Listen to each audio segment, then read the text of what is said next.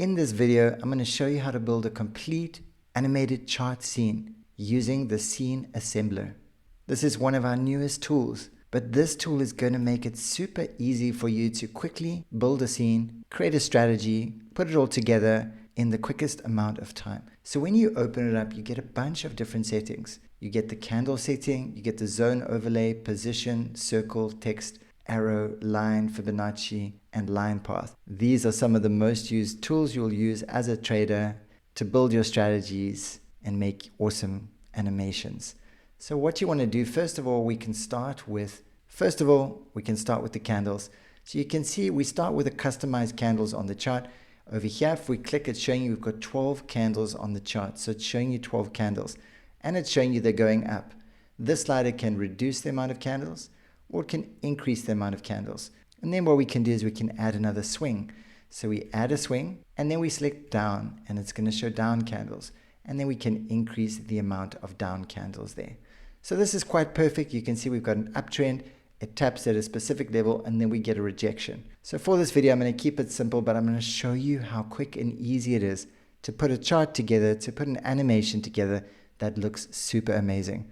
There's other presets you can use, uptrend, downtrend, ranging, rejection, and these are customized patterns that will immediately build a pattern for you, but it's really easy to build a pattern. We could add another one if we wanted as well, and then we could increase that. You can see, so we can create as many swing points as we need, or we can just remove them when we don't want them anymore. So now we're going to add a zone tool. All you have to do is click on the button and it will add that tool to the chart. I'll move this up. So this will be the zone area. What we can do is we can increase the height of the zone and we can increase the width of it depending on how you want it structured. So remember, the Scene Assembler is not the full animation.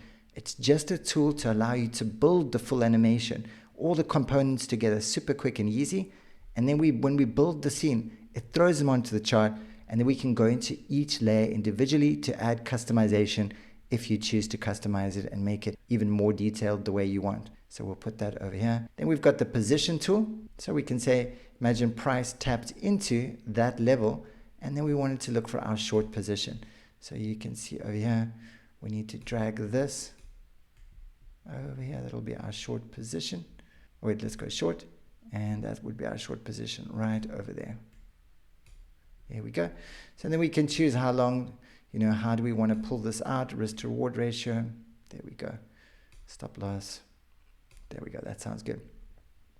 Then we can go to, let's go to the circle pulse. Let's add a nice pulse there. So when it taps into that level, we get a nice little pulse and then we get the rejection and then price reverses against us. If we want, let's add some text. So we can say, sell the market. We can put sell here. And then we can even add a nice little arrow if we want.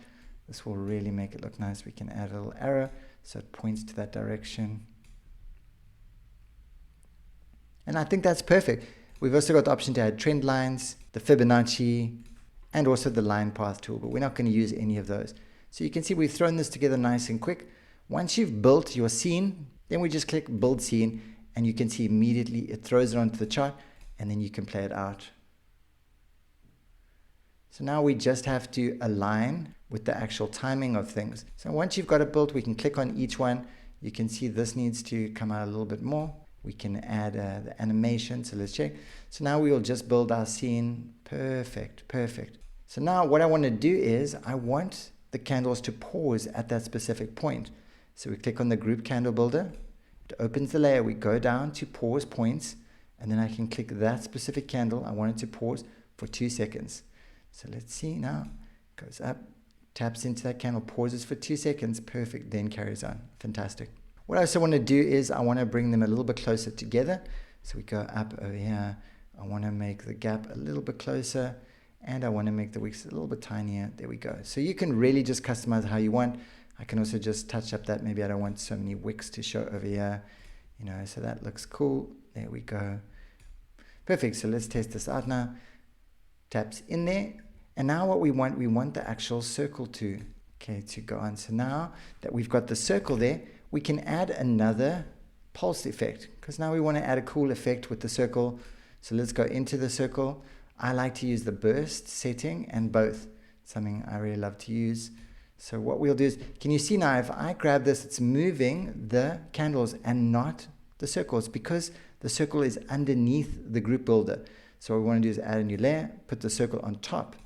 If the circle is on top, now it's easy to move it, because whatever layer is on top is above that specific layer. So now the circle is above the candles within the layers, which means now you can move it. So it's always important to know the layout of your layers. And you can see we play it now. There you go. That looks fantastic. What I want to do is I just want to remove the border. There we go. So now it's just going to show the pulses. So I want price to go up. Tap in there. As soon as it taps in, I want the pulse to happen.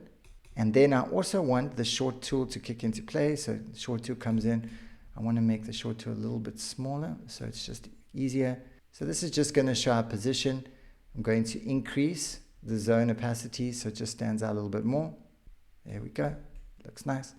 And then now we're going to have the arrows going to come, and we're going to get the sell point as well. So taps there in there. We set up the logic. We get the arrow and the sell comes into play. So now we can customize those as well. But you can see now I need to add them on top. Sell needs to be on top, and so does arrow needs to be on top. So sometimes you're just going to have to re-coordinate depending on how you want this to play out. There we go.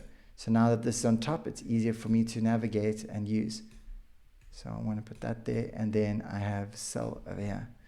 All right, so let's test this out. What I want to do is I want to just change the pause point to just a few more seconds, maybe just one more second over here. We'll test it out. Sometimes you got to play it and tweak it and play it and tweak it until it's perfect. But let's test out the scene. There you go. Zone taps into it. Short position, sell, boom. Okay, so we could have paused it just a little bit longer. So let's pause it for maybe 3.5 seconds. That could be a little bit longer just for play out.